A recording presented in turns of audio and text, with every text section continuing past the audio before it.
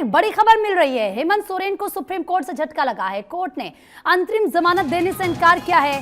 हेमंत सोरेन ने प्रचार के लिए जमानत मांगी थी, लेकिन हेमंत सोरेन को कोई भी जमानत नहीं मिली है। इस वक्त की बड़ी खबर आपको बता रहे हैं। देखिए किस तरीके से, इससे पहले अगर आप दिल्ली का केस देखेंगे, क्योंकि दिल्ली के मुख्यमंत्री अरविंद केजरीवाल को कोर्ट की तरफ से प्रचार के लिए जमानत दी गई और उस वक्त ये कहा जा रहा था कि अब आगे ऐसा होगा, बाकी लोग बताएंगे कि अगर अरविंद केजरीवाल को जमानत मिल सकती है। और उस वक्त ये कहा जा रहा था अब हेमंत सोरेन भी कोर्ट का रुख करेंगे और वो भी प्रचार के लिए जमानत की मांग करेंगे। हालांकि हेमंत सोरेन को किसी भी तरीके की जमानत नहीं मिली और कोर्ट ने उनको अंतरिम जमानत देने से इनकार कर दिया है। बड़ी खबर आपको बता रहे हैं, कोई राहत उनको नहीं मिली है। झटके के तौर पर ये हेमंत सोरेन के लिए है।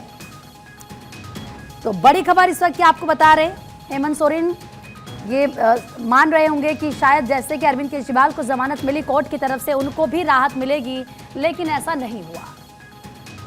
सुमित इस वक्त ज्यादा बातचीत के लिए हमारे सहयोगी हमारे साथ जुड़ चुके हैं। सुमित, ये हेमंत सोरेन के लिए झटका है। शायद हेमंत सोरेन को लगा होगा कि अरविंद केजरीवाल को जिस तरीके से प्रचार के लिए जमानत मिली, उनको भी अंतरिम जमानत मिले, लेकिन ऐसा हुआ नहीं।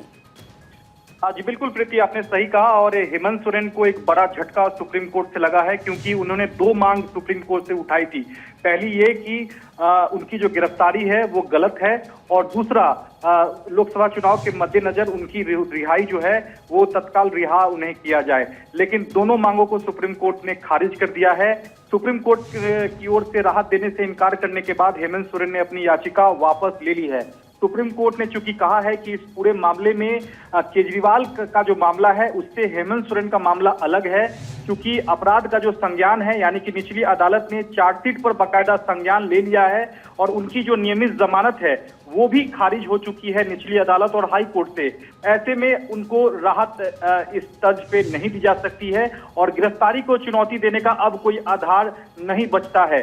तो निश्चित तौर पर अब गिरफ्तारी को जो हेमंत सोरेन चैलेंज कर रहे थे वो भी याचिका पर सुनवाई से सुप्रीम कोर्ट ने इनकार कर दिया है। यानी कि गिरफ्तारी के खिलाफ जो याचिका थी उस पर तो सुप्रीम कोर्ट ने सुनवाई से इनकार किया ही है, साथ में अंतरिम जमानत देने से भी सुप्रीम कोर्ट ने इनकार किया है। कोर्ट का कहना है कि चुनाव जो है वो लगभग खत्म होने जा रहा है, ऐसे में अंतरिम जमानत का भी कोई सवाल नहीं है। एक तथ्य छुपाने को लेकर सुप्रीम कोर्ट ने हेमंत सोरेन को फटकार भी लगाई है, क्योंकि सुप्रीम कोर्ट ने कल ही पूछा था हेमंत सोरेन के वकील कपिल सिब्बल से कि अपराध पर जो संज्ञान है, यानी कि निचली अदालत ने चार्जशीट पर संज्ञान लिया था, इसकी जानकारी जो है वो हेमंत सोरेन ने आज सुप्रीम कोर्ट से छिपाई थी, जिसके चलते सुप्रीम कोर्ट ने आज नाराजगी जताई और हेमंत सोरेन के वकील को फटकार भी लगाते हुए कहा कि निचली अदालत ने मामले में संज्ञान ले लिया है, निचली अदालत से बेल भी खारिज हो चुकी है, ऐसे में गिरफ्तारी को चुनौती देने का कोई आधार नहीं बनता है। ठीक है, और इसलिए सुमित, क्योंकि ये हेमंत सोरेन को नहीं लगा होगा कि एक तो जमानत भी नहीं मिलेगी और ऊपर से वकील को फटकार भी लगेगी। फिलहाल बहुत बहुत शुक्रिया आपका तमाम जानकारी देने के लिए।